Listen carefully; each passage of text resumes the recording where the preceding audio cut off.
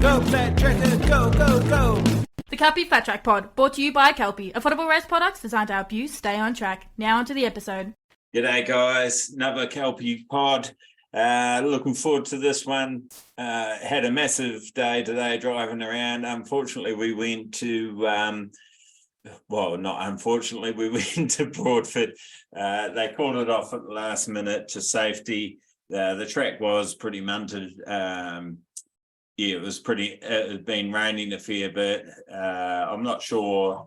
I think they thought they were going to pull it off, and unfortunately it didn't happen that way, but had a pretty good drive there with my co-pilot through a lot of fog, and on the way back, which was my trusty mum, who said she'd be there, and in case, it's good to take someone in case the worst happens and you need get the van back and all that sort of stuff. So my family were tied up with footy commitments and that, which ended up working out really nicely. We on the way back managed to see my middle daughter's footy game, which was fantastic. But on to the pod. Tayla Street was up at some events that we couldn't make. Quirindi long track in up by Tamworth there. She went to that one, was riding a few different bikes. Will tell us what her thoughts of the event, and there's some good insight actually to hear Taylor's thoughts about that. And then the following weekend, she went with a couple other Harley Club members, and I believe some Albury Wodonga Club members. And they went to Cowra and tried Cowra out. I was a little bit jealous of that actually, because they got to try the dog leg. I've really wanted to try the dog leg there, which is the kidney bean shaped track. The time I went there, it was the oval, which was awesome too. But I've heard the dog legs quite tricky, and I would have liked to have a crack at that. But next time there's actually it's June, the weekend of June 26 is chock-a-block with options. Unfortunately, you can only be in one place at one time, but I'm pretty sure it's the SA titles that weekend if they go ahead. There's Cowra, and I just got a message for Griffith as well in New South Wales, and then the following weekend after that is the first round of the AFTN, which we're going to be at. So not sure what we're going to pull off, but I wouldn't mind going to one of them, having a ride myself. Because unfortunately today I got some advice from a bit of a speedway guru who we did do a podcast with, Rick Wason. If you haven't listened to that, check it out. It's well worth a listen. And he told me a bit about a bit of a pattern he was trying, a bit of a cut pattern that he was trying on my tyre. They reckoned it did work better, so I was going to try that myself and then pass it on to you guys if I thought it's beneficial. It does look like it gives the knobs more flex, and I think, to get that extra half a second out of the tyre, I think it's a good chance this is going to make a difference. So I really would have liked to try it out and see the results. But anyway, I'll keep you posted on that. Obviously, we'll do some Instagram stuff and that sort of thing. I thought, maybe I can have a ride at home, Savo, but my track's pretty munted as well. There's a bit of water everywhere. One corner's really dodgy. So I decided just to play it safe and give it a miss. They really don't want any injuries. So Brendan McCarra, their rider, had a crack at the New South Wales titles this weekend up at Gunnedah on the Ore track. He looked... To me, the racing that he did was really great. I know there's a few things that he still wants to work on, but sort of lit the fire a bit more again, and was in repechage of Pro Open and Pro 450, and which is awesome. So that's, if you're not familiar with how racing works over here, usually top 10 get through to the final, and then there's a repechage or a last chance qualifier, as they call them in America, and only the top two will go through into the final. Pro 450 it was. He had a ripper start, fantastic, and he looked like he was going to hold the whole race, but unfortunately someone behind him, I think he was in third position, had a terrible off, and I hope that rider's okay. I'm not sure who it was, but it made me cringe when I saw it on the video. Pretty full on high side. So all the best to him. I hope he heals up. Unfortunately, that caused a restart, and Brendan didn't quite get the good end of the stick there. He sort of got pushed out, and unfortunately missed out on that one going into the final, and then he got a third in the Pro Open repechage, which was great racing though, great effort, Brendan, and hopefully we can catch up with him and hear his feedback and what he thought about it. I like that track, but personally turn 1 does my head in, and I think you need to ride that a fair bit to get your head around turn 1. It's quite a crucial, obviously turn 1's always crucial. You want to get in there first, but it's getting it right. You can really see people can gap the field by going through there perfect every time, hitting their marks every time. What else? We haven't really talked about the American stuff much lately. It's been about 4 rounds, maybe 5 rounds gone by. 2 Aussie boys in the singles are going well over there. Tom got his first AFT, sorry, not AFTN, that's the Aussie one, AFT American flat track win, which is no surprise when he was going to get up there. I sort of feel for Max a bit because Tom's got a lot of the limelight lately, but Max is still doing an awesome effort, and they should both be really proud of the efforts over there in the States and making a career out of racing, and it's fantastic to see. And the great thing is we've got so much more talent here in Aussie that I reckon could be up there too. Tom Herrick, Daniel Wicks, just to name a few. Their names are fresh in my mind because I was watching them on the live stream of the Gunnedah, New South Wales, which you can watch on YouTube. I believe I'm not sure how long they'll be up, if they're up there forever or how it works, but you can see all the racing on there. There's some great racing on there. There's also quads and sidecars if you're into either of those disciplines. Solos, there's a few junior classes, there's a couple of women's classes, a women's class and a girls class, sorry, I should say, junior and senior, and all the racing was fantastic. So it's well worth a look. Actually really enjoyed the live stream as well. It was clear, you could hear the commentating clearly. Top job actually. I thought it was really good. I suppose the only downside to live streaming is when there's that downtime and there's no commercials running, and then I know people go, I hate commercials anyway, but it's sort of, I don't know, I'd probably rather watch commercials of the promoters and the sponsors and all that sort of stuff rather than just seeing a dead track or a camera view of just the riders waiting for it to go or whatever. But anyway, that's a really small thing, and I'm sure that's a whole other kettle of editing software. And there is this Black Magic unit that you can get that I think you can program it all in and stuff. But that's a whole other game, and I'm sure it will come along. It's just great. I mean, you can't complain. We weren't getting live streams of our Aussie racing until recently. The last couple of years it started to become more popular, and it's becoming more popular, and it's fantastic. It just draws more attention to the sport, and I hope you guys get on there and watch it and give the clubs and the guys that do it encouragement to keep going, and it's the same for this podcast as well. Share it around with your mates. I don't say it enough actually. My girls and couple fans say, you've got to mention that more. Make sure you guys share it around, and that's how we get growing and keep the sport getting bigger and more eyeballs on the sport, more people turning up. I'm sort of searching for that recipe of what will help make our sport big again, because post-war motorcycle racing and flat track in particular and speedway were huge. So yes, that's a long time ago. I get it. 80s had a bit of a heyday.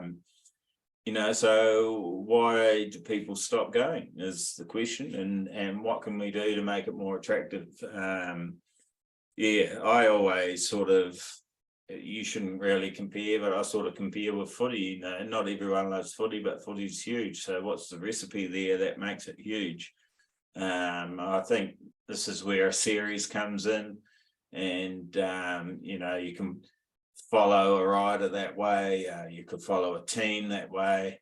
Obviously brands come into it. People, especially, if you've got motocrossers and other disciplines that are watching it, I think they might be a little bit more leaning to one brand rather than the other, and that could get people interested to see how like a motocross bike does on the dirt track and that sort of stuff.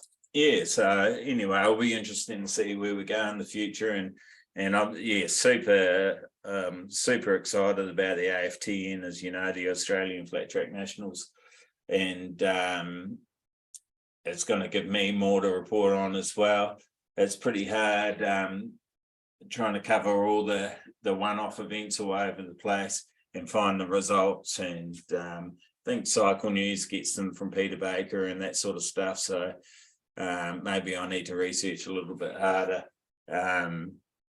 and start reporting that stuff. If you guys want to hear those results and that, let me know as well, and I will definitely put in the effort to seek them out. But we're going to have the Aussie dirt track titles in Albury Wodonga this year, so that's good, nice and local. Senior track championships are at Barley Ranch, I believe. I'm not sure what weekend that is. I've got to find details out of that. And going to be lots of travelling around. Mud and Tars in South Australia coming up, which I mentioned before. Yes, a lot going on. Actually, it's hard to keep track of it all. So it'll be interesting to see if people tend to just go to just like a series like AFTN and not worry about traveling to a lot of other stuff. It'll be interesting to see what happens. So anyway, as I mentioned, Tayla Street's doing a bit of reporting for us, and I hope you really enjoyed this one. Of course, we can't finish the episode, or can't carry on with the episode without thanking our great new partners, which is Euroka Fencing, for all your fencing needs, rural fencing in Western and Central Victoria. Contact Rick and the boys and they'll fix you up. And also Classic Wheels and Spoke and Otway Hydro Blasting out in Inverleigh there. Wheel building, restoring your bikes, they can do a lot. So give Tim and Michelle Loon a call there. The numbers on the logo. Also, I'll put the contacts in the links as well. So make sure that you support them. Say Darcy sent you, and so that they know their support to the Kelpie podcast is actually doing something, and I hope it does. You give them your work, because you'll get a good job. You'll be happy, 100% guaranteed. Let's get into this one. Enjoy the stories we get from Tayla. I did, and it was meant to be delivered before the weekend, but I got snowed under. And that's the thing with doing all the editing myself. Maybe I can outsource it one day, but at the moment it's all up to me to get them done. Not sure what the next one's going to be. I've got a couple of ideas, sending out the feelers, and hopefully we'll have that done pretty quickly. Obviously want to catch up with Brendan and hear about Gunnedah and his overall experience. I'd say he was, he had a bit of a crew with him, but he would have been lonely without me. I'm no doubt about that. I'm sure about that. So see what the dynamics were like for him this year. And I sort of felt like I was missing out. And then when I watched it, it made me feel a lot more included and enjoyed it. So get on there, get on YouTube. Gunnedah, New South Wales Championship 2023 should come up straight away.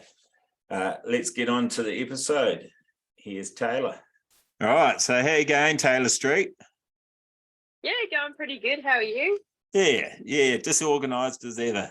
That's right. So am I. Organised chaos. Have you washed your bike?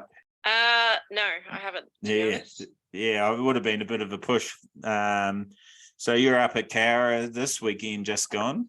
Yeah, I was. I made the trip with Ty and Dan Leonetti, and we got back Monday at like pretty much like 1:45 in the morning, and I had to go to work the next day, and I started at 7:30, and it's about an hour and 20 away from home. So Oh, nuts. bit of Yeah. a start. Yeah, that would have And- been hard work, that's for sure. And they've closed one of the bridges at home to get to work, so I have to take a detour, and it like makes my trip from 45 minutes to an hour and a half. Oh, And so I'm goodness. actually staying in Yarra Glen, so I'm not at home. Yeah, okay. Yeah. So it's an absolute headache at the moment with everything, with not being at home. All my stuff's moved out, so like temporarily for like 6 weeks until they sort it out. Well, at least you've got that option. Is that you're staying with a friend or I'm staying with my grandfather. He's in Yarra Glen, so that saves me a lot of hassle, which is good. Yeah, nice. Yeah, no, it's good when you can do that sort of thing, lean on family, and you make life a little bit easier for that period of time. Oh, it is 100%. Just it makes it so much easier, and you don't need to worry about those sort of things. Did you all take turns driving back from Cowra? Oh, Dad, he drove the whole way. Oh, did he? He likes driving, but on the way home, he got to about, I think it was around Glenrowan, and he was getting pretty tired, and I just said, I'll do the last stint. So that wasn't too bad. Like it was 7 hours all up. Yeah. But like Dad and I are used to driving. Like when we drove to Quirindi, it was 12. I think it was 12 hours, or it might have been 11 or 12 hours. Yeah, I anyway. think it is about that. Yeah, you're right. Like I did the first 7 hours, no worries, and then he did the last 7. So we're pretty accustomed to like sitting in the chair for a while. So yeah, sweet. So that's why I wanted to talk to you. I was thinking, who do I know that's gone up to race these events lately? And the Quirindi one. Was there many others from Vic up there? I don't think there was there? I think you were one of the only. Was there? I was thinking dirt trackers, but most of them were sliders. It was okay. Jack Morrison was riding. Yeah. Brendan Little, he was riding. Aidan Clare was riding. I'm just trying to think, was there any others? No, I don't think there was anyone else. It was mostly just slider guys that were riding. Yeah. So. Okay. Yeah. So tell us about that. That's a long track at Tamworth. Yeah, it was actually at Quirindi, which is it's like an hour below. Tamworth. Oh, is it? Oh, okay. Yeah. And that's on their showgrounds, isn't it? Yeah, it's actually on like a horse racing track, and it was really awesome going there. They're like hands down, like hats off to the club. It was fantastic facilities, and just the way they ran the event, it was really good. Like they had over 300 bikes in total. Like it was about 200 riders. Yeah, right. And they all did it like the old school way, no transponders, all lap scoring, and like reasonably priced too. Wasn't too expensive to enter, and it was like you got heaps of rides in, and like you had grandstands as well to watch, and there was like commentary and photographers everywhere, and you could like what really got me, which was cool, you could camp the whole time, and you were able to camp inside the pits. So where you had all your stuff, you were able to park your car there and camp there. And it was a big area. And on the Saturday night, the club put a big dinner on for everyone. You paid $10 and you got, I think there was like curried sausages and roast lamb and roast pork and chicken and stuff with like potato bacon. Yeah, you could, like you got so much food for like $10, and there was a guy singing on the microphone too, and there was fires and stuff. Yeah, it was really nice. It was a really like welcoming and wholesome event. I'd never experienced it before, and it was really, really special. I liked it. That sounds awesome. Yeah, and like just you don't really get that at all. ever. Yeah, I And think, it was well, I don't know, Owen was probably the closest. Yeah, they didn't do a big dinner, but, you know, the party at the end on, was it a Saturday night, wasn't it? Yeah, that was pretty good. yeah, Yeah. like that sort of stuff. Like I feel like it's only really long track events that do that. It does. Yeah, it does feel a bit like that, doesn't it?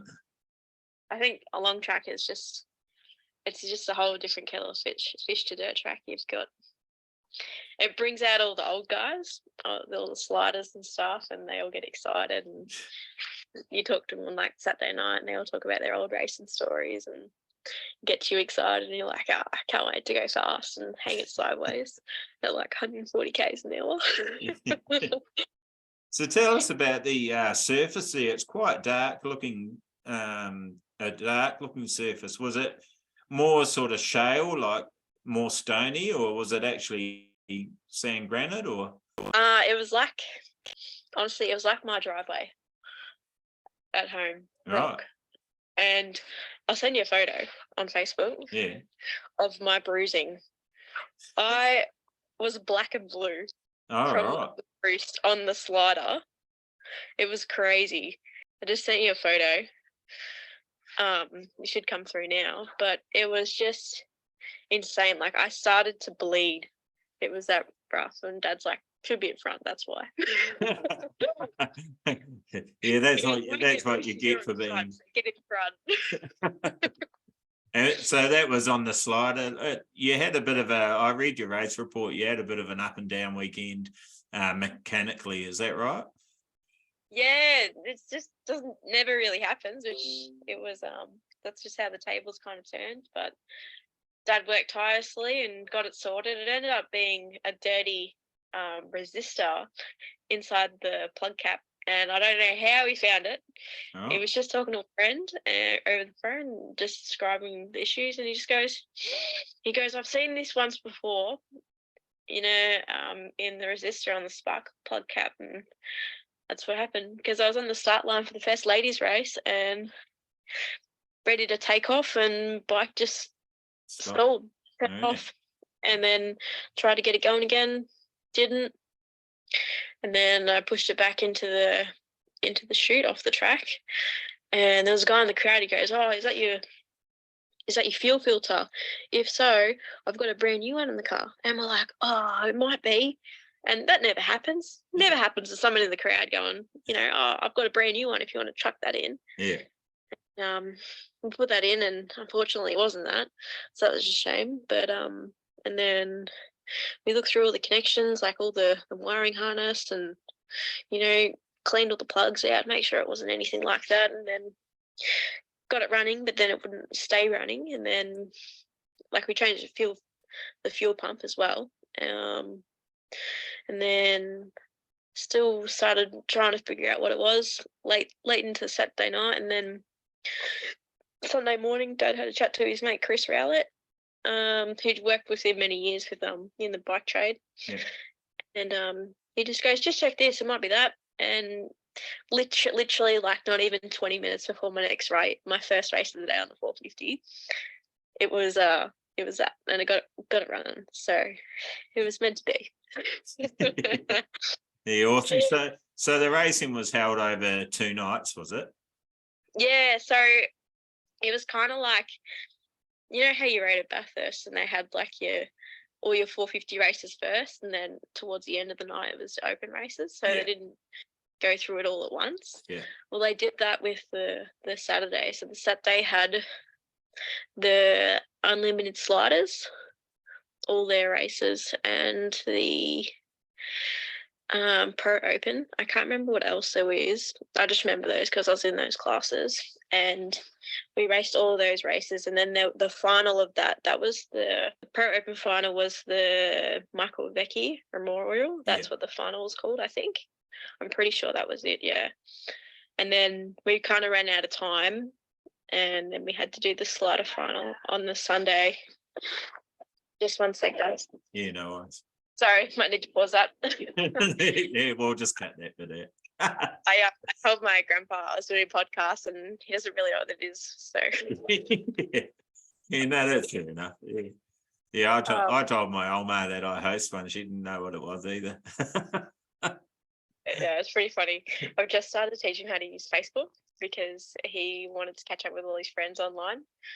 And yeah, it's just funny explaining it all. But at the end of the day, I did get taught how to wipe my bum by those people, so I can't really judge. Yeah, that's right. The Yeah. funnier thing is that they'll just start getting the hang of it, and Facebook will go kaput, and some new thing will fire off. Yeah, that's like Daddy always goes Snapchat, Instagram, all that shit. That's what he says all the time. Yeah. There'd be another. Yeah, I don't get that. I do Instagram, which was the newest one for me, and it's still I don't really know what I'm doing. And yeah, Facebook, they're the sort of one. Oh, YouTube, I'm doing a fair bit on there, but I actually like YouTube. I think that's a pretty good platform. Yeah, there's some good stuff on there. Yeah, there's a lot of shit on there too, but you know, there's some really good stuff on there. Yeah. What was I saying? I can't remember. Oh, that's right. So we had to do the final on the Sunday for the slider because we ran out of time. But then on the Sunday, you did all your Pro 450 races, and the two other races from my ladies class were on the Sunday as well. So yeah, I missed out. Like pretty much half of all my races on the 450, I missed out on the Saturday. So, but that's all right. Yeah. And did you find the competition was it a lot of the same riders that were up at Bathurst, or was it quite mixed up? There was actually a lot of riders there. So there was probably about I think it was around 65 riders. Oh, yeah. In Pro Open, Pro 450. So they're pretty big numbers. Yeah. So there was six heats. Yeah. And the races that I was in, they were pretty hard to race in. Yeah. And like naturally you have, different competition in each races. But yeah, pretty much all my races are pretty tough. Like had to get good starts, that's for sure. And try and make sure you get a half a right gate with a good groove. Yeah. But yeah, it was tough, and it was really good to ride the slider. Thanks to Gavin Sedgman, he let me ride his slider there, and got to have a go at that and put some Ks on it.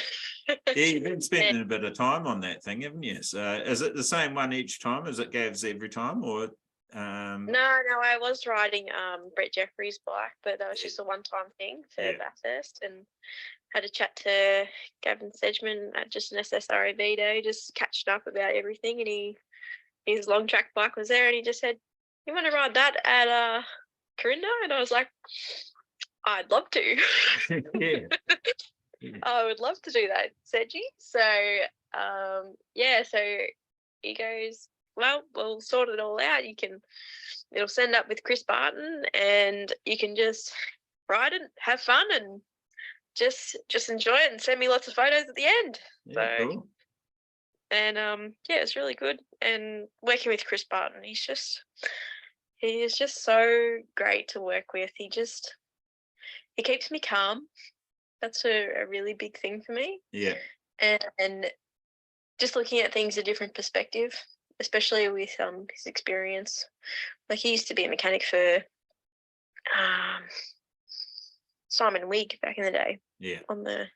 In the World Long Track, so he definitely knows his stuff. And yeah, no, I've spent a bit of time with Chris. He's been around. Yeah, he's yeah, and like I've known Chris for a really long time. When I did road racing, him and Matt used to race all around Australia, and Matt was really successful with racing the road bikes in the Moto 3 class. He did a wild card ride at Phillip Island for MotoGP, which is pretty cool.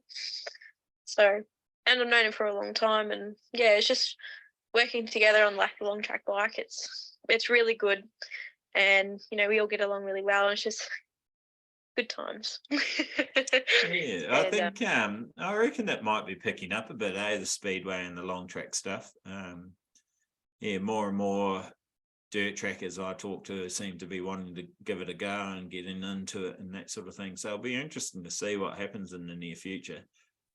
It's definitely a domino effect, that's for sure. Yeah. Which is good. And like they like I talked to Chris about long track and what it used to be like. and he said you'd get so many riders, like there'd be heaps and heaps of it, but now you're lucky to get maybe one at a club day. Yeah.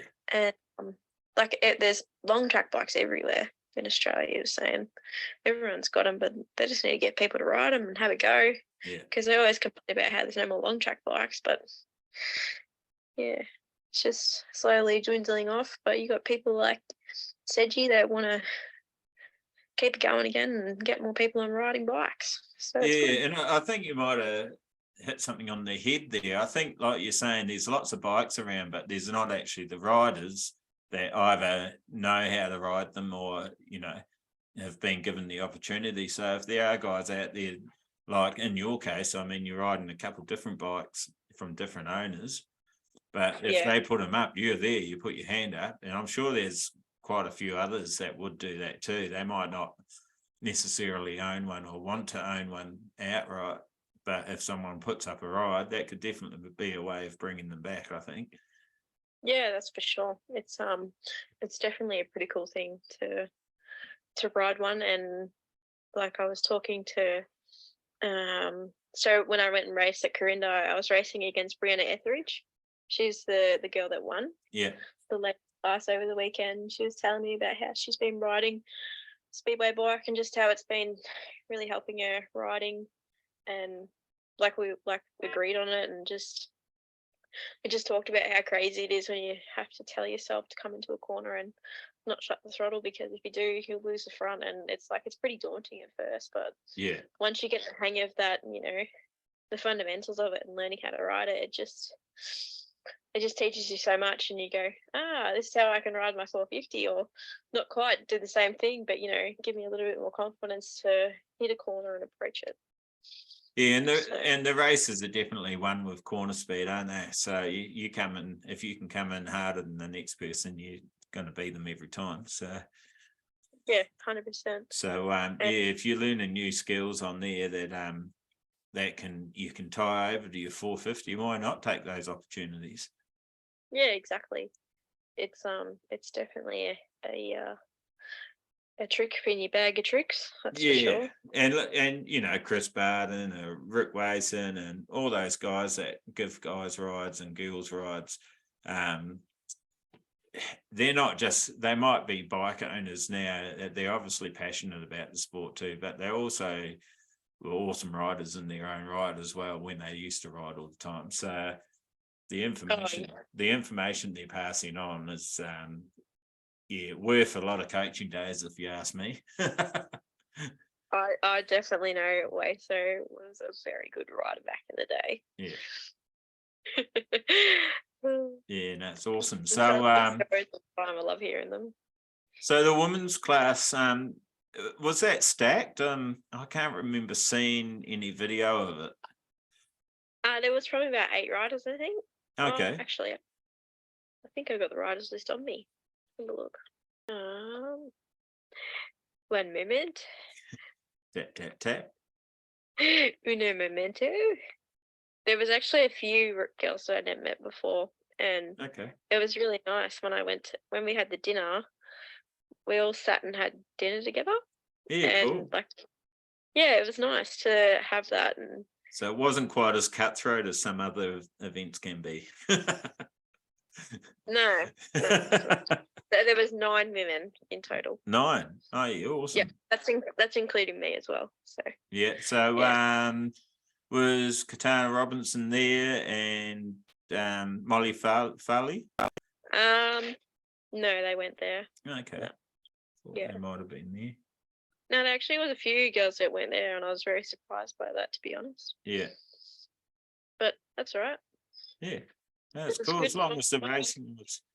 My aim this year is to try and travel more and learn more tracks, because it's nothing worse when you go to Australian title meeting and you got to learn the track on the day and figure out your gearing all at once. Yeah. It's a really hard thing to do. So is that the first time you've been to that showgrounds? Yeah, first time ever. So, and the opportunity arose to go ride at Cowra. I was like, yep, I'll go do that. So you'd never done that either? You hadn't done Cowra before either? No, Oh, all right. I thought Literally, you had. only tracks that I've ridden at, like outside of Victoria, is Albury, Cowra, Raymond Terrace, Yeah.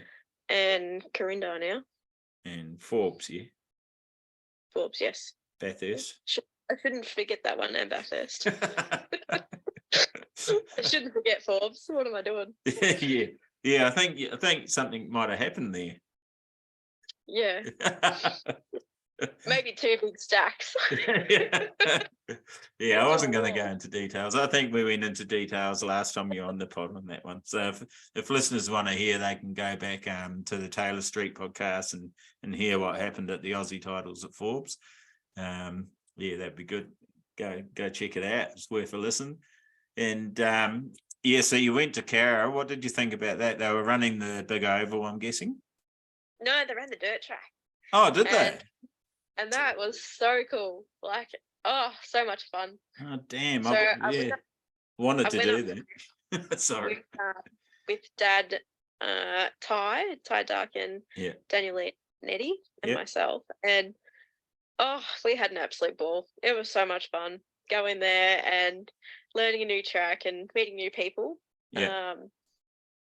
And just to ride a track that is so fast, and it's on the side of a hill, but it's not on a huge incline. Yeah. When you're riding up and down the track, like it's a gradual up the hill and going down the hill. But yeah, you're coming up the straight, and you go down the hill, and you're cracking it on pretty fast. Yeah. You're coming off the straight into the turn 1, and it's slightly off camber.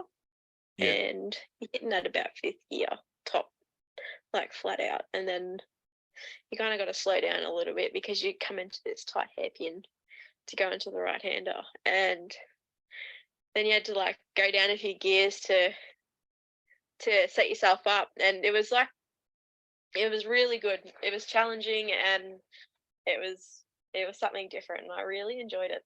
And it was nice to ride at a track where there was just different riders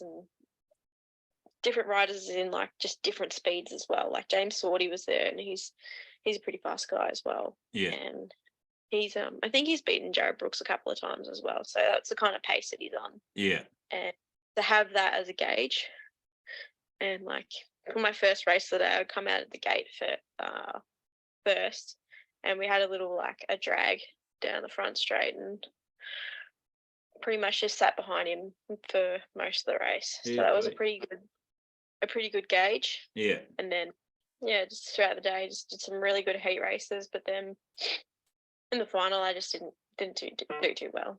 Yeah. I jumped out of the gate really good, but then the bike stalled. Like I jumped about 2 meters, and I was spewing. I was so filthy with myself because I got straight to the final, didn't have to go through any rapid charges or anything, and I stalled it like a Gumby. I was spewing. At least you didn't loop it out. Oh no, That would have been worse. That's the only way it could be. It's so good too. I got out. I reckon I got out first, and then it stalled. Oh well. And I was just, oh well, that happens. Yeah. So But did they have a feature race or a memorial race? They normally do. yeah, they did. It was the classic bikes. Oh, was it? So, Yeah. Okay. yeah. Yeah. Which was pretty cool. I think it was Paddo's classic, Paddo's memorial. Yeah. But it was all classic bikes. And did they do like the staggered start and ran onto them and started that way? No, they didn't do the run, but they was a staggered start. Okay. Yeah. Yeah.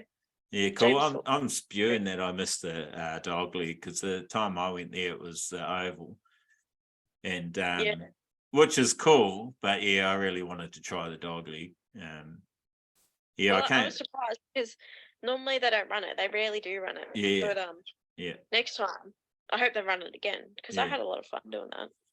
I really enjoyed it. Yeah, I came off in turn 1 and 2 going down the hill. Yeah, it's fast too. It's fast. That's the fastest I think I've ever come off and like low sided and slid along the ground and sort of went. Yeah, sure. I reckon I was going pretty fast because I've travelled to almost the exit of the corner. Yeah, like a road race slide. Yeah, it sort of was. Yeah. it was pretty crazy. And I hopped up, and the lady that was sitting in the flag box is looking at me like, "What are you doing that for, you idiot?" Like, you're right. No, there was no all right. She's looking at me like no one's ever crashed there. Oh no. And I'm That's- going, maybe I started something, but yeah. But, yeah, anyway. Oh, that's all right. That happens. Yeah, well, then I knew where the limit was. So Yeah. How nice is it though there? it's bloody That's really nice. Yeah. Yeah. Yeah. They put a lot of effort into that place. Yeah. Really Club rooms are beautifully kept. And yeah, I really like coming out of turn 3 and 4 where you're going up the hill. Yeah. You just feel like you can really turn it on. So much grip there too. So much grip. Yeah, Well, was when I- it how was it prepped? Because apparently the time I was there it was a bit thin. No, it was good. Yeah, It was really like naturally it chopped out, yeah, and throughout the day they took a wider line in every corner. yeah. But yeah, it was really good, like really grippy. Like Yeah. Yeah, that's the first time I ever saw Tom Drain race. Was at Yeah. Cowra. And it's the first time Sky ever saw him race, and I turned around and Sky was just standing there with their mouth open. Yeah. Because he really was on it. Like the way they just weren't backing off coming into turn 3 and 4. It's just No, they wouldn't. yeah, just They'd be full on. putting it on. Yeah, Crazy. yeah, it's crazy, yes. He wasn't there because he was in America. Yeah, he was what did he get? He still got on the podium. He got third at Red Mile in the weekend. Yeah, pretty cool. Yeah, he won the sack mile the weekend before. Or was it 2 weeks? No, it was a weekend before, I think.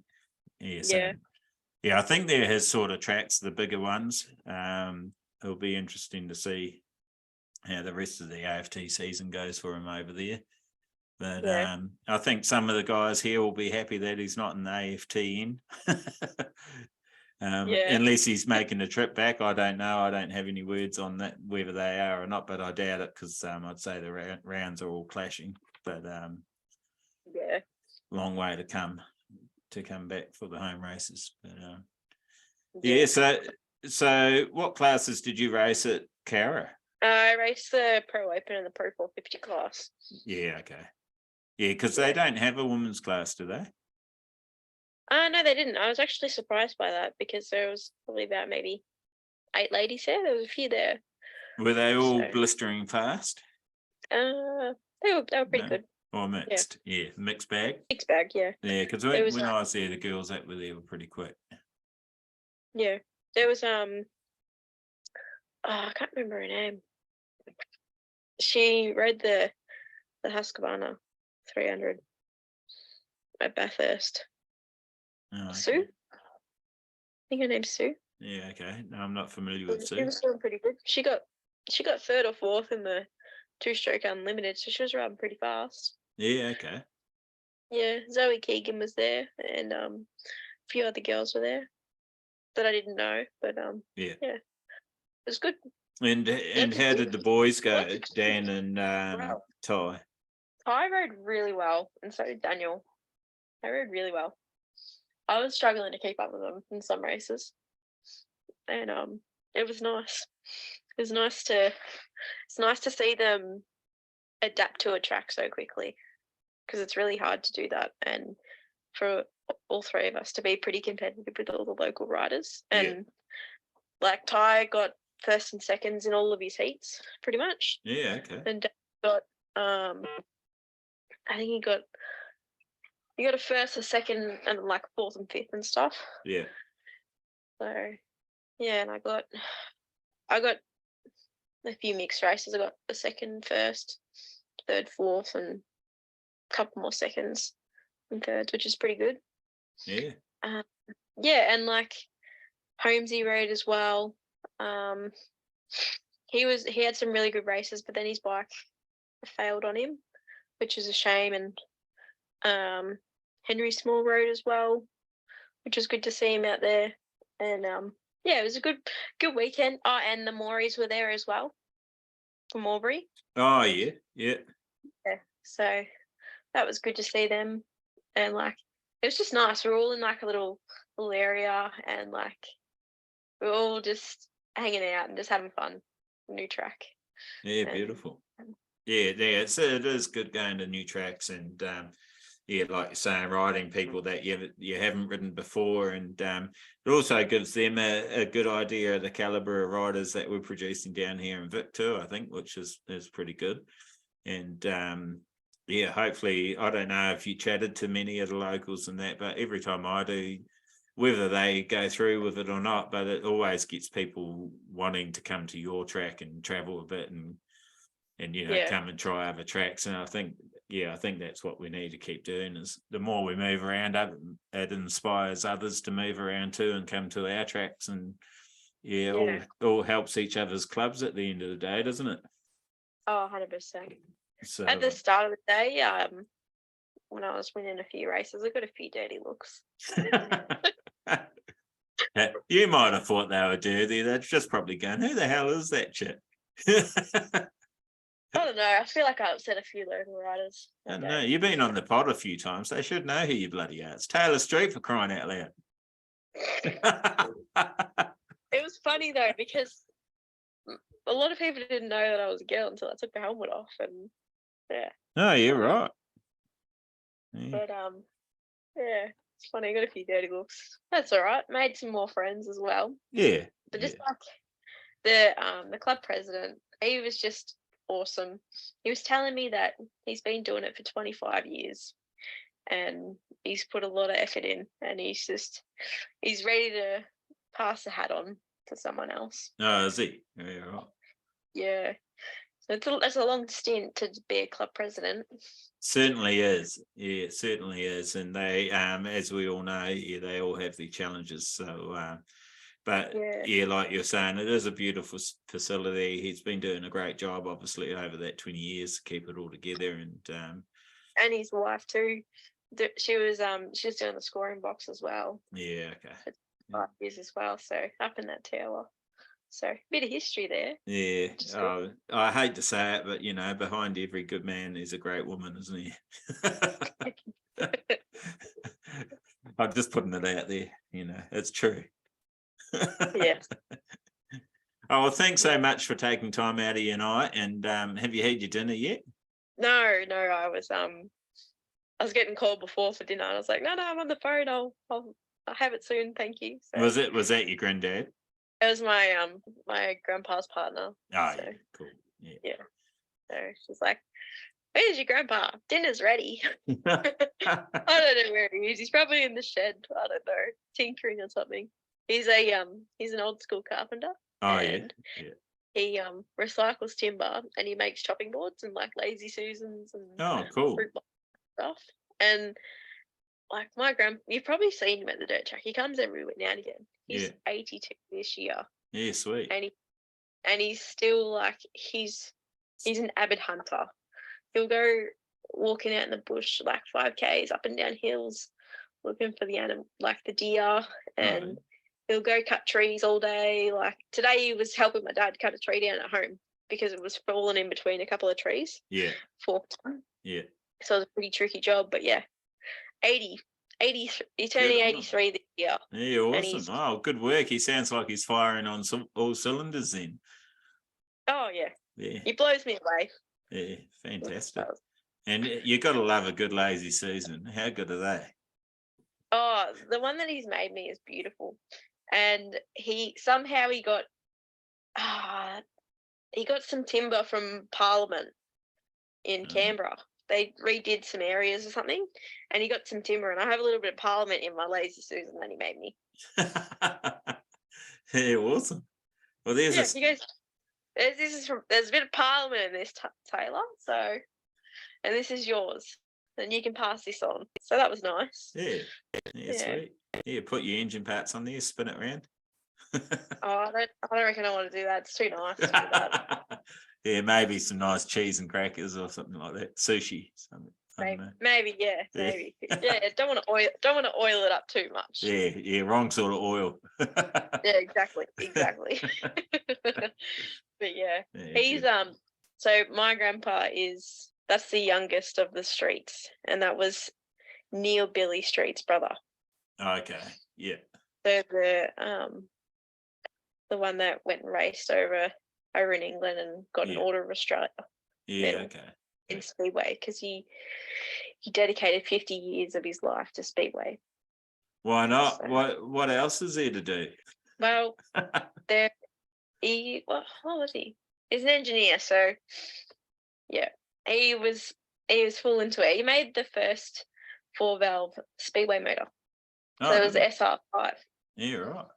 No, SR4, sorry. SR4, 4-valve. Yeah, so he got the idea from the Rudges, the old war bikes. Yeah. And because the Rudges were so fast, and he goes, we can develop this sort of, engine and make it in these, and then that's how he got the 4-valve Speedway motor. So far out. There goes a bit of history. It's a bit of history for you. Yeah, because my on my dad's mum's side, her dad was Lionel Davey, and he used to race in the 30s on a Rudge. That's where he got the idea from, the Rudges. Because you look at photos of them. If you type in Lionel Davey on the internet, you'll see a photo of him riding, and there's so much power in those bikes that it's doing a mono. Yeah, like when he's coming around the corner. And to think of how much power you had back then in the 30s. And it's pretty crazy. I love those old photos. Wouldn't be as developed as they are now to find grip. Yeah. And then the Rudges, they were just your daily bike as well, because they were the ex-war bikes. Yeah, were they modifying them though? They would have been, wouldn't they? They would have modified them, yeah. But they went and rode them home as well. Yeah. I love I don't know if you watch much of the American stuff, but like the bagger racing and all that, and you're going, surely, because they're bloody fast as you're going, surely those big bikes of pannier bags and that, they must have done something to make them handle like that. And I was watching Rispoli, James Rispoli, I was watching him do a bit of a dress down of his bike, and everything's just custom made. Nothing like that. It looks like an original dresser, or we call them dressers back in New Zealand, or bagger.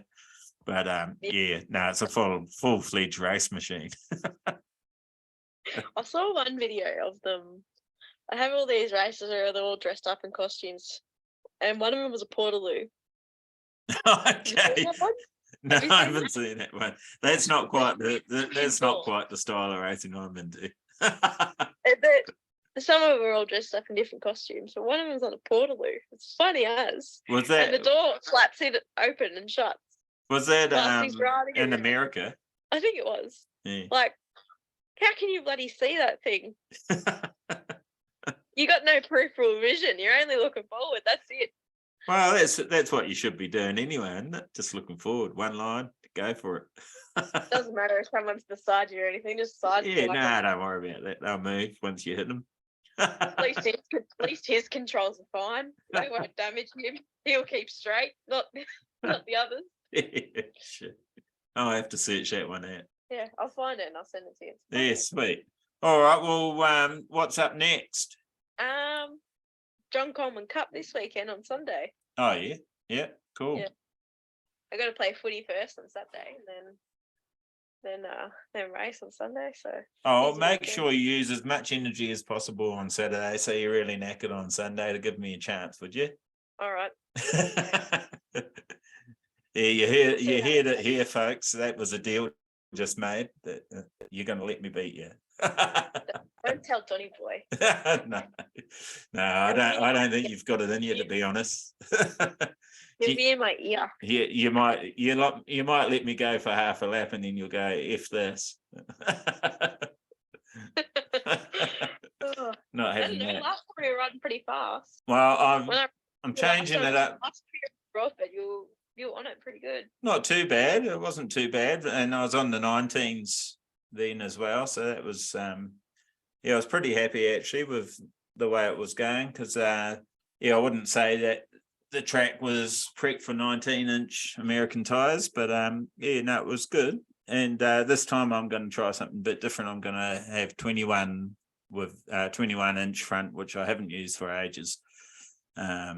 With a Kelpie block on the back, so that should be interesting. Yes. Yeah. See how it goes. Yeah, see how we go. Hopefully, can cause a bit of a stink, and yeah, I don't know. We'll wait and find out. Yeah, that's right, which is good. All right then. Well, I'll see you at Broady in the weekend. Have a good one, good rest of the week, and yeah, thanks again for giving us a bit of a view into how do you say it again? Quirindi? Quirindi. Quirindi. Quirindi. Yeah. Quirindi. I got it wrong so many times, and then like once I heard other people saying it, it's like, oh, that's how you say it. That's why I just keep saying Tamworth, because I couldn't figure it out. But they called, you know what they called Daniel at Cowra? No. Linetti. Linetti. Yeah. Wow, it's Daniel Linetti, sort of like slang for Leonetti. And they thought Daniel was my sister. I mean, Daniel was my brother. Your sister? Oh, I'm going to hang that one on him. No. He looked like my brother. That's what they said. And I was like, oh, I don't know. We don't look anything alike. That's funny. No, you know who looks like your brother? Jacob. I don't know. We don't look similar at all. Oh, I reckon you can tell. Yeah. Even though we share the same room, we don't look anything alike. When we were younger, people used to think we were boyfriend and girlfriend, and I think that's disgusting. Yeah, I don't know why I'm saying this, but yeah, people used to think that about me and my mum. How scary is that? Oh, yeah, especially 20 years ago when I first came. Wow, it'll be longer than that. Almost 30 years ago when I came over here. Whenever it was. Yeah, obviously. Yeah, she looked a bit younger. Mum's got good skin then. She's got good skin. Yeah, I mean, she's 60, 67 now, and I don't think she really looks it. No, I wouldn't think so. But yeah, no, it's funny how that sort of stuff happens, isn't it? It is. Used to throw me off my game. I couldn't pick up, because we would always go out together and that, like good mates, And then she actually was friends with my wife, and that's how I met my wife. They were going out to pubs and that together, and I tagged along one night and stole her friend.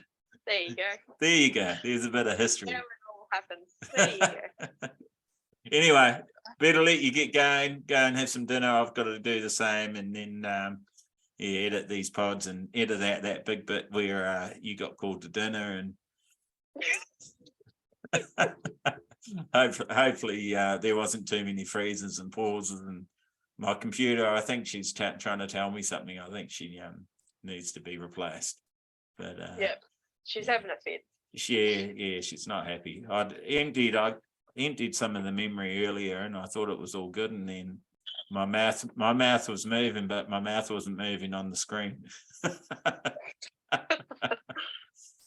Oh no. Anyway, dude, thanks again, and we'll catch you in the weekend. Beautiful. No worries. All See you, right. Das. See ya. Bye. Go, Fat Tracker, go, go, go.